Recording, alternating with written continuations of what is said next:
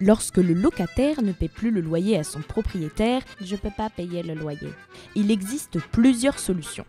D'abord, les deux parties concernées peuvent trouver une solution à l'amiable. Ensuite, du côté du locataire, il peut demander à son département de l'aide avec le fonds de solidarité logement. Le propriétaire, lui, a plusieurs options.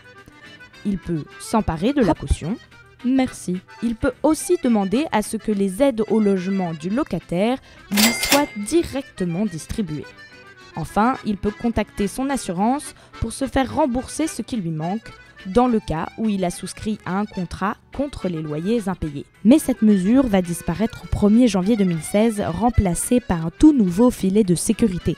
Rappelez-vous Cécile Duflot et sa garantie universelle des loyers, la GUL pour les intimes. Il s'agit d'une aide gratuite pour le propriétaire, contrairement à l'assurance qui, elle, est payante.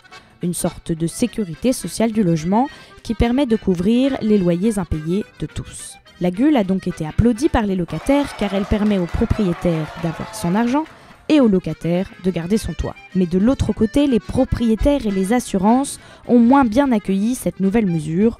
Pour eux, cela ne résout pas le fond du problème, les loyers impayés. Le gouvernement a donc décidé d'enterrer la GUL et d'opter pour un nouveau dispositif de sécurisation, c'est son nom, une GUL diminuée puisqu'elle ne vise plus que les jeunes salariés et les précaires. C'est donc cette aide qui verra le jour le 1er janvier 2016 avec un budget 3 fois moins élevé que prévu.